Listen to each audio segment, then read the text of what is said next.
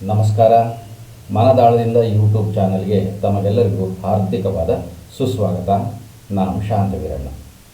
ವಿಡಿಯೋದ ಈ ಭಾಗದಲ್ಲಿ ಗುಣಾತ್ಮಕ ಶಿಕ್ಷಣ ಅನ್ನೋ ಒಂದು ವಿಷಯವನ್ನು ಕುರಿತು ಮಾತಾಡ್ತಾ ಹೋಗೋಣ.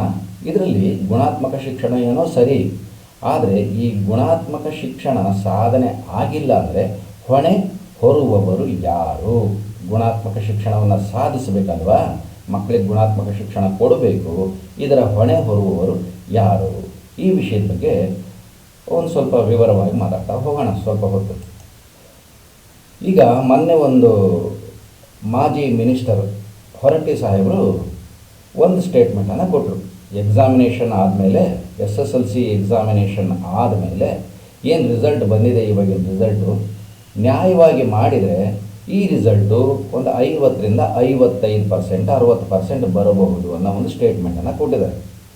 ಅವ್ರ ಪ್ರಕಾರ ಅದು ಸರಿ ಇರಬಹುದು. ನಾನು ಒಬ್ಬ ಶಿಕ್ಷಕ, ಹೈಸ್ಕೂಲಲ್ಲೇ ಕೆಲಸ ಮಾಡಿದಂತಹ ಶಿಕ್ಷಕ, ಹೊರಟ್ಟಿಯವರ ಸ್ಟೇಟ್ಮೆಂಟನ್ನು ಬಹಳ ಆತ್ಮೀಯವಾಗಿ, ಆಪ್ಯಾಯಮಾನವಾಗಿ ಸ್ವಾಗತಿಸ್ತೀನಿ. ಜೊತೆಗೆ ಸಾಹೇಬರು ಹೇಳಿದಂಥ ಸ್ಟೇಟ್ಮೆಂಟನ್ನು ಒಂದು ಚೂರು ಆಲ್ಟ್ರ್ ಮಾಡ್ತೀನಿ. ನ್ಯಾಯವಾಗಿ ಎಕ್ಸಾಮಿನೇಷನ್ ಮಾಡಿದರೆ 50-55% ಬರಲ್ಲ, ಕೇವಲ ಒಂದು 30-35% ಬಂದರೆ ಅದು ಗ್ರೇಟೆಸ್ಟ್ ಅಚೀವ್ಮೆಂಟು ಅಂತ ಅಂದ್ಕೋಬಹುದೇನು. ಎಕ್ಸಾಮಿನೇಷನ್ ಹೇಗೆ ನಡೀತಾ ಇದ್ದಾವೆ ಅಂತ ನಮಗೆಲ್ಲರಿಗೂ ಗೊತ್ತಾಗಿದೆ. ಈಗೆಲ್ಲ ಕೇವಲ 13 ಮಾರ್ಕ್ಸ್ ಅಲ್ವಾ ಎಕ್ಸಾಮಿನೇಷನ್ಗೆ ಬೇಕಾಗಿರೋದು. 13 ಮಾರ್ಕ್ಸ್ ಎಕ್ಸಾಮಿನೇಷನ್ ಮಾಡಿ ನಂದು ಅಷ್ಟು ಪರ್ಸೆಂಟೇಜು ರಿಸಲ್ಟು, ಇಷ್ಟು ಪರ್ಸೆಂಟೇಜ್ ರಿಸಲ್ಟು ಅಂತ ಹೇಳ್ಕೊಳ್ಳೋದ್ರಲ್ಲಿ ಯಾವುದೇ ಅರ್ಥ ಇಲ್ಲ ಸ್ವಾಮಿ. ಆಮೇಲೆ ಅವರು ಗುಣಾತ್ಮಕ ಶಿಕ್ಷಣ ಅಂತ ಹೇಳಿದರು. ಗುಣಾತ್ಮಕ ಶಿಕ್ಷಣ ಬೇಕು, ಗುಣಾತ್ಮಕ ಶಿಕ್ಷಣ ಅಂದರೆ ಇಷ್ಟೇ ಸಿಗೋದು ಅಂತ. ಅದ್ರ ಬಗ್ಗೆನೇ ನಾನು ಮಾತಾಡ್ತಾ ಹೋಗ್ತೀನಿ. ಗುಣಾತ್ಮಕ ಶಿಕ್ಷಣ ಯಾರಿಗೆ ಬೇಕಿಲ್ಲ? ಯಾವ ಮಗುವಿಗೆ ಬೇಕಿಲ್ಲ? ಯಾವ ಪೇರೆಂಟ್ಸಿಗೆ ಬೇಕಿಲ್ಲ ಹೇಳಿ? ಬೇಕೇ ಬೇಕು. ಮಗು ಬಯಸೋದು ಇದನ್ನೇ, ಪೇರೆಂಟ್ಸ್ ಬಯಸೋದು ಇದನ್ನೇ. ಈಗೆಲ್ಲ ಎಕ್ಸಾಮಿನೇಷನ್ನು, ಇವ್ಯಾಲ್ಯೂಯೇಷನ್ನು ಎಲ್ಲ ಬೋಗಸ್ಸು ಅಂತ ಅಂದ್ಕೊಂಡ್ರೆ ನಿಜವಾದ ಇವ್ಯಾಲ್ಯೂಯೇಷನ್ ಆಗಬೇಕು, ನಿಜವಾದ ಗುಣಾತ್ಮಕ ಶಿಕ್ಷಣ ಸಿಗಬೇಕು ಅಂತ ಅನ್ನೋದಾದರೆ ಕೆಲವು ವಿಧಾನಗಳನ್ನು, ನೀತಿ ನಿಯಮಗಳನ್ನು ನಾವು ಅನುಸರಿಸಬೇಕಾಗುತ್ತೆ. ಮೊದಲನೇದು ಹೇಗೆ? ಎಕ್ಸಾಮಿನೇಷನ್ ಭಾಳ ನಿಯತ್ತಾಗಿ ನಡೀಬೇಕು. ಅದಾದಮೇಲೆ ಇವ್ಯಾಲ್ಯೂಯೇಷನ್ ಅದಕ್ಕಿಂತ ನಿಯತ್ತಾಗಿ ನಡೀಬೇಕು. ಹಾಗಾದಾಗ ಮಾತ್ರ ಕ್ವಾಲಿಟಿ ಎಜುಕೇಷನ್ ಸಿಗ್ತದೆ, ಗುಣಾತ್ಮಕ ಶಿಕ್ಷಣ ಸಿಗುತ್ತೆ. ಹಾಗಾಗಬೇಕು ಅಂದರೆ ಏನು ಮಾಡಬೇಕು? ಗುಣಾತ್ಮಕ ಶಿಕ್ಷಣ ಸಿಗಬೇಕಲ್ಲ ಮಕ್ಕಳಿಗೆ. ಅದಕ್ಕೆ ಏನು ಮಾಡಬೇಕು ಅಂತಂದರೆ, ನನ್ನ ಅನುಭವದಲ್ಲಿ ನಾನೊಂದಷ್ಟು ಪಾಯಿಂಟ್ಸನ್ನು ಫೈಂಡ್ ಔಟ್ ಮಾಡಿದ್ದೀನಿ. ಮೊದಲನೇದಾಗಿ, ಎಜುಕೇಷನ್ ಡಿಪಾರ್ಟ್ಮೆಂಟ್ ಅಲ್ವಾ ನಮ್ಮದು, ಶಿಕ್ಷಣ ಕ್ಷೇತ್ರ, ಶಿಕ್ಷಣ ಇಲಾಖೆ, ಅದರಲ್ಲಿ ಪ್ರಮುಖವಾಗಿ ಬರ್ತಕ್ಕಂತಹವರು ಶಿಕ್ಷಕರು. ನೇರವಾಗಿ ಪರದೆ ಮೇಲೆ ಕಾಣ್ತಕ್ಕಂತಹವರು ಶಿಕ್ಷಕರು. ಪರದೆ ಹಿಂದೆ ಟೆಕ್ನಿಕಲ್ ಸಪೋರ್ಟಿಂಗು ಬೇಕಾದಷ್ಟು ಇರುತ್ತೆ, 100 ಜನ ಇರ್ತಾರೆ. ಅವರೆಲ್ಲರೂ ಇರ್ತಾರೆ, ಪ್ರತ್ಯಕ್ಷವಾಗಿ ಪರೋಕ್ಷವಾಗಿ ಸಹಕಾರನೂ ಕೊಡ್ತಾರೆ, ಅಸಹಕಾರನೂ ಇರಬಹುದು, ಇಲ್ಲದೆ ಇರೋಕ್ಕೆ ಸಾಧ್ಯ ಇಲ್ಲ. ನೇರವಾಗಿ ಕಾಣೋರು ಟೀಚರ್ಸು. ಇವರ ಮಕ್ಕಳು, ಟೀಚರ್ಸ್ ಮಕ್ಕಳು ಕಡ್ಡಾಯವಾಗಿ ಸರ್ಕಾರಿ ಶಾಲೆಗಳಲ್ಲಿ ಇರಬೇಕು. ನಾನು ಮಾತಾಡ್ತಾ ಇರೋದು ಗುಣಾತ್ಮಕ ಶಿಕ್ಷಣ ಅಂತ ಅಂದರೆ ಸರ್ಕಾರಿ ಶಾಲೆಗಳಲ್ಲಿ ಗುಣಾತ್ಮಕ ಶಿಕ್ಷಣ. ನಮಗೆ ಬೇಕಾಗಿರೋದು ಅದೇ ಅಲ್ವಾ, ಬಡವರ ಶಾಲೆಗಳು. ಬಡವರ ಮಕ್ಕಳು ಉದ್ಧಾರ ಆಗಬೇಕು ನಮಗೆ ಪ್ರಮುಖವಾಗಿ. ಶ್ರೀಮಂತರ ಮಕ್ಕಳಿಗೆ ದುಡ್ಡಿರುತ್ತೆ, ಹೇಗಾದರೂ ಮಾಡಿ ಯಾವುದೋ ಒಂದು ಒಳ್ಳೆಯ ಶಾಲೆ ಅಂತ ಏನು ಕರ್ಕೊಂಡಿರ್ತಾರೆ ಅಂಥ ಶಾಲೆಗೆ ಸೇರಿಸಿ ಅವರನ್ನು ಉದ್ಧಾರ ಮಾಡ್ಕೊಳ್ತಾರೆ. ನಮ್ಮ ಪಾಡೇನು, ನಮ್ಮಂಥ ಬಡವರ ಮಕ್ಕಳ ಪಾಡೇನು? ಅದಕ್ಕಾಗಿ ಈ ಒಂದು 5-6-7-8 ಪಾಯಿಂಟ್ಸನ್ನು ಲಿಸ್ಟ್ ಔಟ್ ಮಾಡ್ಕೊಂಡಿದ್ದೀನಿ. ಸರ್ಕಾರಿ ಶಾಲೆಯಲ್ಲೇ ಕೆಲಸ ಮಾಡಲಿ ಅಥವಾ ಸರ್ಕಾರಿ ಸ್ಯಾಲರಿ ತಗೊಳ್ಳುವಂತಹ ಶಿಕ್ಷಕರು, ಸರ್ಕಾರಿ ಸ್ಯಾಲರಿ ಯಾರ್ಯಾರಿಗೆ ಬರುತ್ತೆ ಆ ಶಿಕ್ಷಕರ ಮಕ್ಕಳು ಕಡ್ಡಾಯವಾಗಿ ಸರ್ಕಾರಿ ಶಾಲೆಯಲ್ಲಿಯೇ ಓದಬೇಕು. ಸರ್ಕಾರಿ ಶಾಲೆಯಲ್ಲಿ ಆ ಮಕ್ಕಳು ಓದೋದ್ರಿಂದ ಏನಾಗುತ್ತೆ, ತಮ್ಮ ಮಕ್ಕಳಿಗಾಗಿ ಆದ್ರೂ ಅವರು ಟೀಚರ್ಸು ಬಹಳ ಶ್ರದ್ಧೆಯಿಂದ ಕೆಲಸ ಮಾಡ್ತಾರೆ. ಈಗ ಶ್ರದ್ಧೆಯಿಂದ ಕೆಲಸ ಮಾಡ್ತಾ ಇಲ್ವಾ ಅಂತ ಕೇಳಬಹುದು, ಪ್ರಶ್ನೆ ಹುಟ್ಟುತ್ತೆ. ಆದರೆ ಆ ಪ್ರಶ್ನೆ ಆಗಿಯೇ ಉಳ್ಕೊಳ್ಳುತ್ತೆ. ಆ ಪ್ರಶ್ನೆನ ಎಲ್ಲ ಶಿಕ್ಷಕರು ತಮ್ಮ ತಮ್ಮ ಆತ್ಮವನ್ನೇ ಕೇಳ್ಕೊಳ್ಳೋದು ಭಾಳ ಒಳ್ಳೆಯದು. ನಿಷ್ಠೆಯಿಂದ ಶ್ರದ್ಧೆಯಿಂದ ಸಮರ್ಪಣಾ ಮನೋಭಾವದಿಂದ ಕೆಲಸ ಮಾಡುವಂತಹ ಶಿಕ್ಷಕರಿಗೆ ಏನೂ ಕೊರತೆ ಇಲ್ಲ. ಅಂತಹ ಶಿಕ್ಷಕರು ಇರೋದ್ರಿಂದನೇ ಇನ್ನು ಶಿಕ್ಷಕರು ಅಂದರೆ ಸಮಾಜದಲ್ಲಿ ಒಂದು ಸ್ವಲ್ಪ ರೆಸ್ಪೆಕ್ಟ್ ಇರೋದು.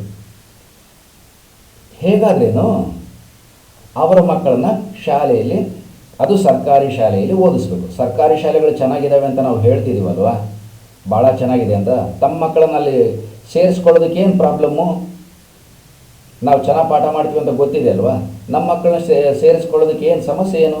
ಸರ್ಕಾರಿ ಶಾಲೆಯಲ್ಲಿ ಅವರವ್ರ ಮಕ್ಕಳನ್ನ ಸೇರಿಸ್ಕೊಳ್ಳೋದ್ರಿಂದ ಆ ಮಕ್ಕಳು ನಿಜವಾಗೂ ಅಭಿವೃದ್ಧಿ ಹೊಂದ್ತಾರೆ. ಆ ಟೀಚರ್ಸು ಶ್ರದ್ಧೆಯಿಂದ ಕೆಲಸ ಮಾಡ್ತಾರೆ. ಯಾಕಂದರೆ ಅವ್ರ ಮಕ್ಕಳಿಗಾಗಿ ಆದರೂ ಅವ್ರು ಕೆಲಸ ಮಾಡಬೇಕಲ್ಲ, ಮಾಡೇ ಮಾಡ್ತಾರೆ. ಅಥವಾ ಅವ್ರ ಮಕ್ಕಳು ಬೇರೆ ಶಾಲೆಗೆ ಓದ್ತಾ ಇದ್ದಾರೆ ಅಂತಲೇ ಅಂದ್ಕೊಳ್ಳಿ, ಬೇರೆ ಇನ್ನೊಂದು ಸರ್ಕಾರಿ ಶಾಲೆಯಲ್ಲಿ, ಅವಾಗಾದ್ರೂ ಅವ್ರು ಕೆಲಸ ಮಾಡ್ತಾರಲ್ಲಿ.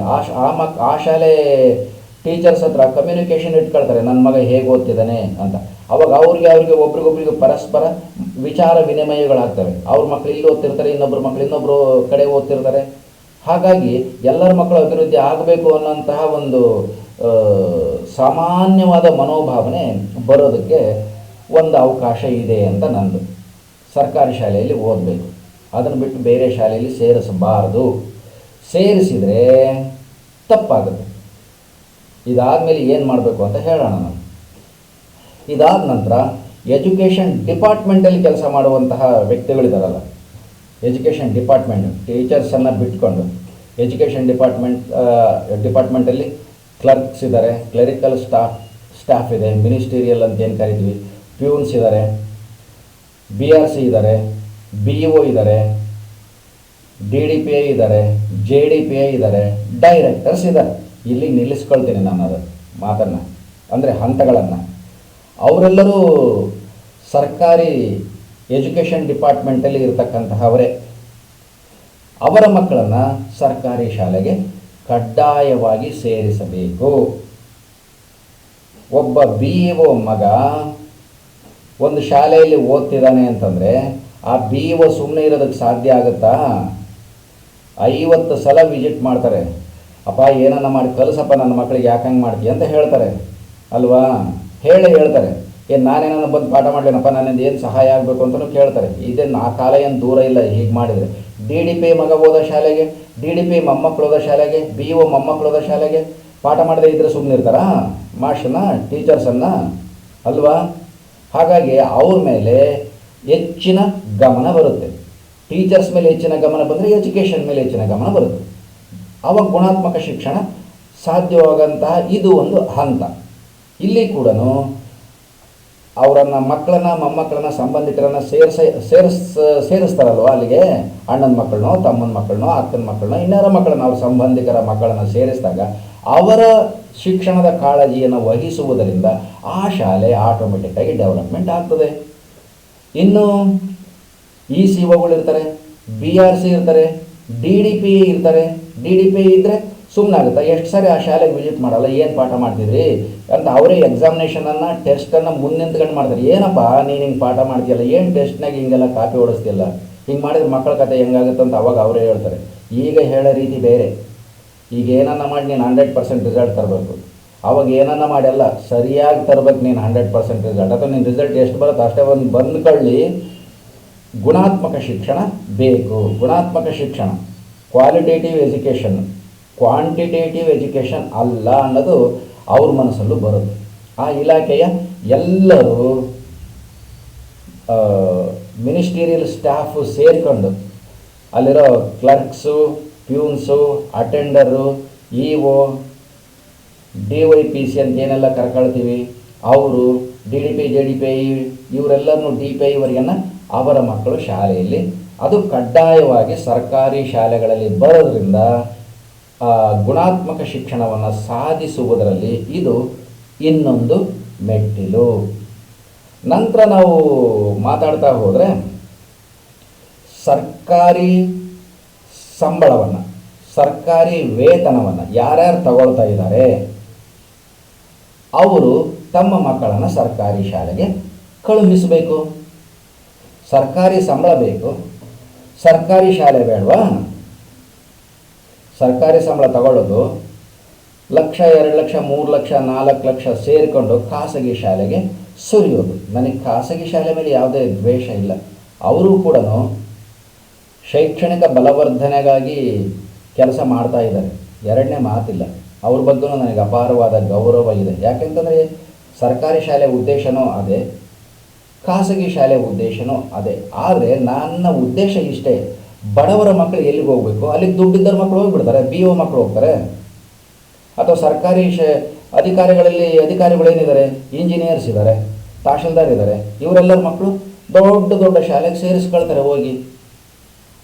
ಅಲ್ಲಿ ಶಾಲೆಗೆ ಪಾಠ ಮಾಡೋಂಥವ್ರೇನು ಸುಪ್ರೀಂ ಟೀಚರ್ಸ್ ಅಲ್ಲ, ಅವರು ಇಂಥ ಟೀಚರ್ಸೇ. ಅವರು ಅದೇ D.Ed B.Ed M.Ed ಮಾಡಿಕೊಂಡು MA MSc ಮಾಡಿಕೊಂಡೇ ಬಂದಿರೋರು. ಇನ್ನೇನು ವಿಶೇಷವಾಗಿ ಏನು ಬೇರೆ ಏನು ಇರೋದಿಲ್ಲ. ಅವರಿಂದ ಕೆಲಸ ಮಾಡಿಸ್ತಾರೆ ಖಾಸಗಿ ಶಾಲೆಯಲ್ಲಿ, ಸರ್ಕಾರಿ ಶಾಲೆಯಲ್ಲಿ ಕೆಲಸ ಮಾಡಿಸಲ್ಲ.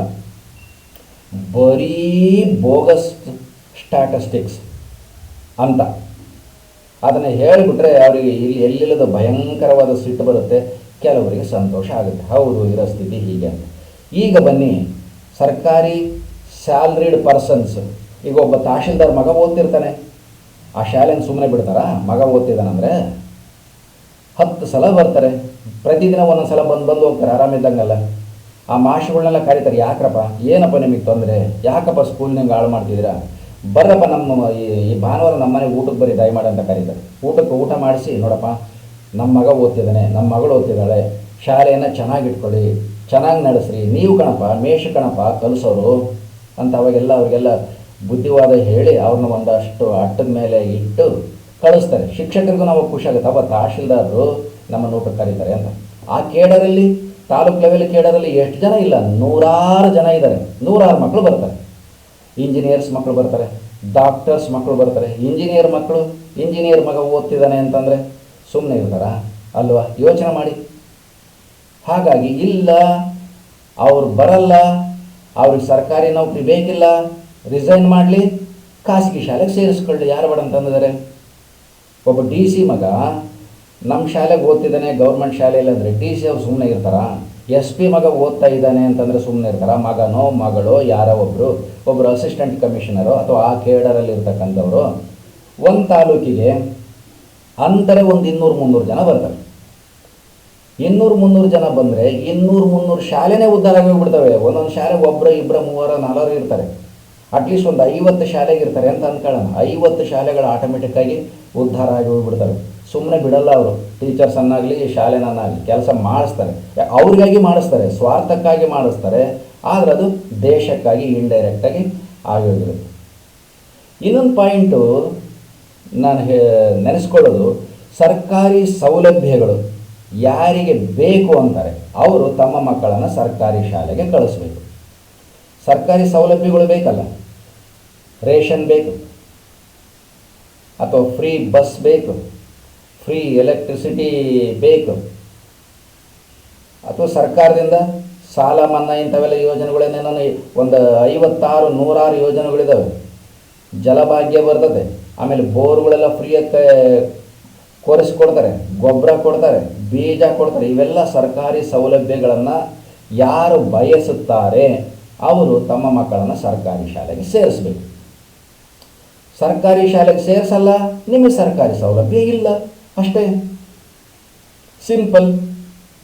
ಅದು ಹೇಗೆ ಸರ್ಕಾರಿ ಶಾಲೆ ಹಾಳಾಗುತ್ತವಾಗ ನೋಡೋಣ. ನಾನು ಈ ವಿಡಿಯೋ ಮಾಡೋದಕ್ಕಿಂತ ಮುಂಚೆ ಒಂದು ಪ್ಲ್ಯಾನ್ ಮಾಡಿದ್ದೀನಿ. ಏನು ಅಂದರೆ, ಇದು ಗುಣಾತ್ಮಕ ಶಿಕ್ಷಣ, ಇದರ ಹೊಣೆ ಹೊರುವವರು ಯಾರು ಅಂತ ಏನು ಫಸ್ಟಿಗೆ ಅಂದ್ಕೊಂಡಿದ್ದೀನಿ. ಇದನ್ನು ಒಂದು 4 ಹಂತಗಳಲ್ಲಿ ಹೇಳ್ತಾ ಹೋಗ್ತೀನಿ. ಇದು ಅದರಲ್ಲಿ ಮೊದಲನೇದು, ನೆಕ್ಸ್ಟ್ 2ನೇದು, ಇನ್ನೊಂದು 3ನೇದು, ಇನ್ನೊಂದು 4ನೇದು. ಹೀಗೆ 4 ಹಂತಗಳಲ್ಲಿ ಇದನ್ನು ವಿಭಾಗ ಮಾಡ್ಕೊಂತ ಹೋಗಿದ್ದೀನಿ. ಇಲ್ಲಿ ಈಗ ನಾನು ಹೇಳಿದ ಹಾಗೆ ಆ ಸರ್ಕಾರಿ ಸೌಲಭ್ಯ ಯಾರಿಗೆ ಬೇಕು ಅವರು ತಮ್ಮ ಮಕ್ಕಳನ್ನು ಸರ್ಕಾರಿ ಶಾಲೆಗೆ ಕಳಿಸ್ಬೇಕು. ಸರ್ಕಾರಿ ಶಾಲೆಗೆ ಕಳಿಸಲ್ಲ, ಸರ್ಕಾರಿ ಸೌಲಭ್ಯ ಇಲ್ಲಪ್ಪ ಅಲ್ವಾ? ಸರ್ಕಾರ ಸೌಲಭ್ಯ ಕೊಡುತ್ತಲ್ವ, ನಮ್ಮ ಶಾಲೆಗೆ ಸೇರಿಸ್ರಿ ಅಂತ ಯಾಕೆ ಹೇಳಲ್ಲ? ನಮ್ಮ ಶಾಲೆಗೆ ಸೇರಿಸಿದರೆ ನಿಮಗೆ ಸೌಲಭ್ಯ ಕೊಡ್ತೀವಿ, ನಮ್ಮ ಶಾಲೆಗೆ ಸೇರಿಸಲ್ಲ, ಸೌಲಭ್ಯ ಕೊಡಲ್ಲ ಅಂತ ಯಾಕೆ ಹೇಳಲ್ಲ?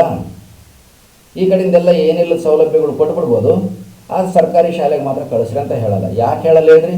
ಅವ್ರ ಮಕ್ಕಳು, ಸರ್ಕಾರದಾಗಿರೋಂಥ ಮುಖ್ಯವಾದ ವ್ಯಕ್ತಿಗಳ ಮಕ್ಕಳು ಸರ್ಕಾರಿ ಶಾಲೆಗೆ ಓದಲ್ಲ, ಅದಕ್ಕೆ ಹೇಳಲ್ಲ. ನಮ್ಮ ಕಾಲ ಮೇಲೆ ನಾವೇ ಯಾಕೆ ಮಚ್ಚಿಲ್ ಕಡ್ಕೊಳ್ಳೋಣ, ಕಾಲನ್ನು ಕೊಡ್ಲಿಲ್ಲಿ ಕಡ್ಕೊಳ್ಳೋಣ ಅಂತ. ಹಾಗಾಗಿ ಅದನ್ನ ಹೇಳಲ್ಲ. ಇನ್ನೊಂದು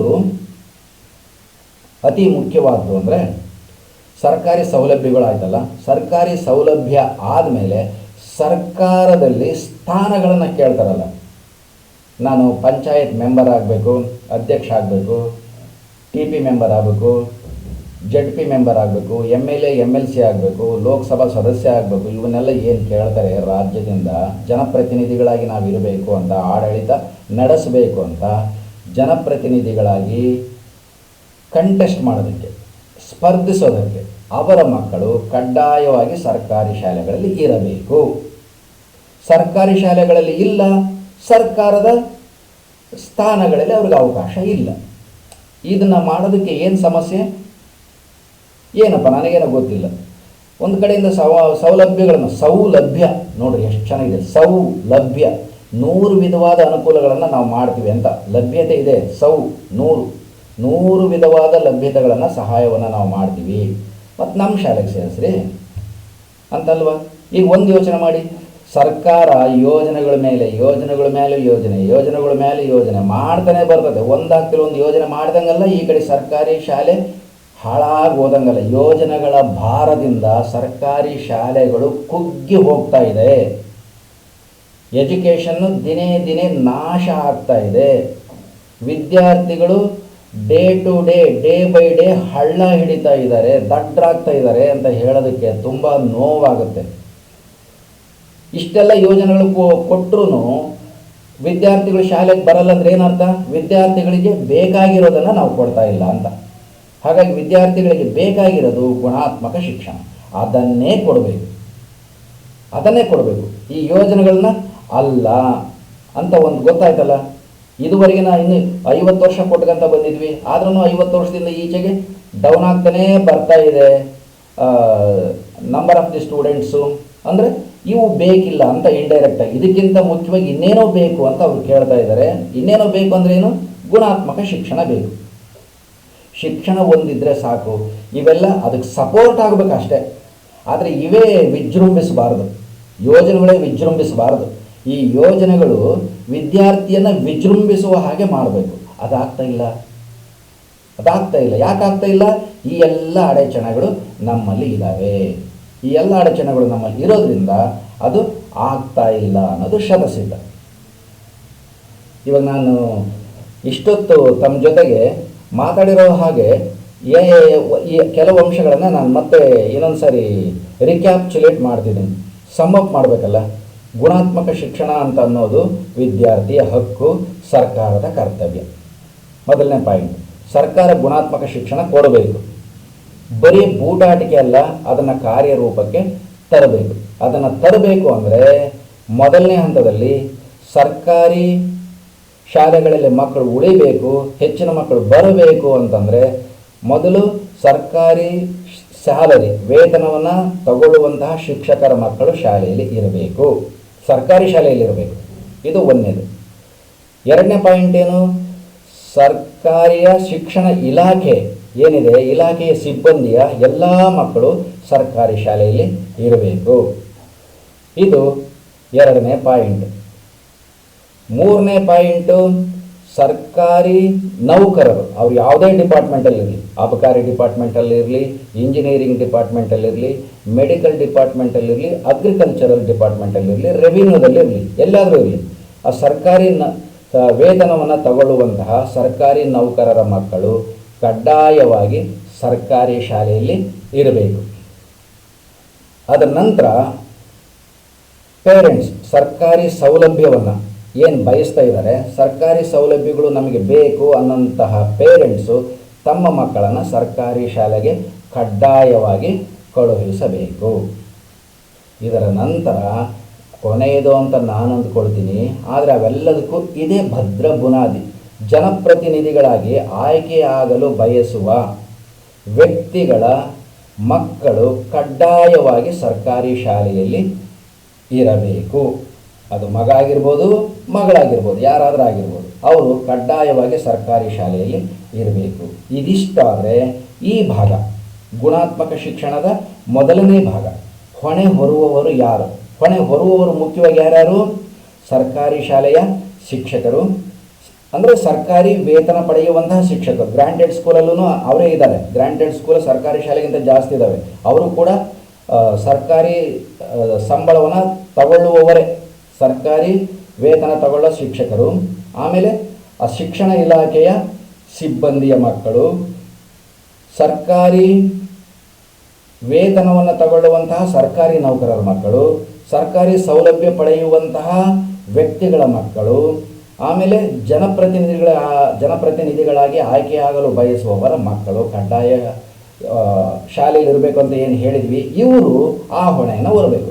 ಶಿಕ್ಷಕರು ಹೊರಬೇಕು, ಜನಪ್ರತಿನಿಧಿಗಳಾಗಿ ಆಯ್ಕೆ ಆಗೋದಕ್ಕೆ ಬಯಸುವಂತಹವರು ಹೊರಬೇಕು, ಶಿಕ್ಷಣ ಇಲಾಖೆಯೇ ಹೊರಬೇಕು. ಉಳಿದಂತೆ ಎಲ್ಲ ಇಲಾಖೆಯ ಸರ್ಕಾರಿ ನೌಕರರು ಇದರ ಹೊಣೆಯನ್ನು ಹೊರಬೇಕು. ಇದರ ಹೊಣೆಯಿಂದ ನಾನಲ್ಲ ಅಂತ ಅಂದರೆ ಹಾಳಾಗೋದು ಸಂಪೂರ್ಣವಾಗಿ. ನಂದು ಸ್ವಲ್ಪ ದಿವಸಕ್ಕೆ ಒಂದು ಗುಂಡಿ ತೆಗೆದು ಎಜುಕೇಷನ್ ಸಿಸ್ಟಮನ್ನು ಹೂಳ್ತಾರೆ. ಮುಂದೊಂದು ದಿವಸ ಇದರ ಬಗ್ಗೆ PhDಗಳು MPhil ಇವೆಲ್ಲ ನಡೀತಾ ಬರ್ತವೆ, D.Litt ಇವೆಲ್ಲ. ಮೊದಲು ಈ ಥರ ಶಿಕ್ಷಣ ಕ್ಷೇತ್ರದಲ್ಲಿ ಸರ್ಕಾರನೇ ನಡೆಸೋಂಥ ಶಾಲೆಗಳು ಇದ್ವಂತೆ, ಎಲ್ಲ ಹಾಳಾಗೋದು ಅಂತ ಹೇಳ್ತಾರೆ. ಅದಾಗಬಾರ್ದು ಸ್ವಾಮಿ, ಕಣ್ಣು ಬಿಟ್ಟು ನೋಡಿ. ಇದು ನನ್ನ ಮನದಾಳದ ಮಾತು. ನಾನು ಮತ್ತೊಮ್ಮೆ ಇದನ್ನು ಕೇಳಿರುವಂತಹ ಎಲ್ಲರಿಗೂ ನಾನು ಹೃದಯಪೂರ್ವಕವಾಗಿ ನಮಸ್ಕಾರಗಳನ್ನು ತಿಳಿಸ್ತೀನಿ. ಇದನ್ನು ದಯಮಾಡಿ ಎಲ್ಲರಿಗೂ, ಎಲ್ಲ ಪೇರೆಂಟ್ಸ್ಗೂ ತಲುಪಲಿ ಅನ್ನೋದು ನನ್ನ ಉದ್ದೇಶ. ಅಷ್ಟು ಬಿಟ್ಕೊಂಡ್ರೆ ಇನ್ನೇನಿಲ್ಲ. ಈ ವಿಡಿಯೋ ಇಷ್ಟ ಆಗಿದ್ದರೆ ಸಬ್ಸ್ಕ್ರೈಬ್ ಮಾಡಿ, ಶೇರ್ ಮಾಡಿ, ಲೈಕ್ ಮಾಡಿ, ಕಾಮೆಂಟ್ ಮಾಡಿ. ಎಲ್ಲರಿಗೂ ಧನ್ಯವಾದಗಳು.